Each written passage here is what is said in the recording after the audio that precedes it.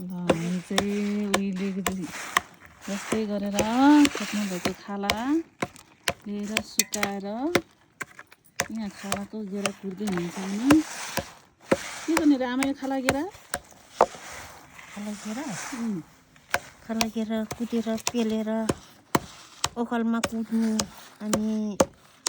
खोलोमा पेलेपछि बत्तीबाली पनि हुन्छ अनि खाए पनि हुन्छ कपालमा जुम्रा परे जुम्रा के अरे तेल लगायो भने तेल लगायो भने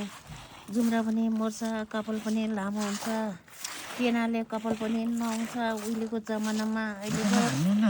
अहिलेको जमानामा त जुम्रा नि पाउँदैन माइसी के गर्नु हो रे उहिलेको कुरा खालाको गेडा टिपेको बिहा छुट्टाको ल जानकीले पनि खालाको गेरा टिप्नुपर्छ खालाको गेरा चाहिँ यो हो अब यसलाई सुकाएर अनि लाङमा ओखलमा कुटेर त्यसपछि केमा निचार्ने रे आमा ननौली कुवामा तेल निकाल्ने है यो तेल चाहिँ एकदम राम्रो हुन्छ यो तेल बत्ती बाले पनि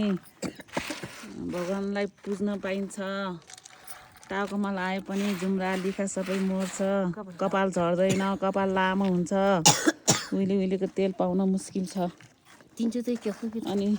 तिन्चु त भुटेर खाए पनि हुन्छ अनि कपाल नुहाए नै हुन्छ तिन्चु भनेको चाहिँ पिना उहिले हामी त बच्चा बेलामा त्यही तिन्चुलाई भुटेर छिर्पी बनाएर मिठाई बनाएर खान्थ्यो रोटी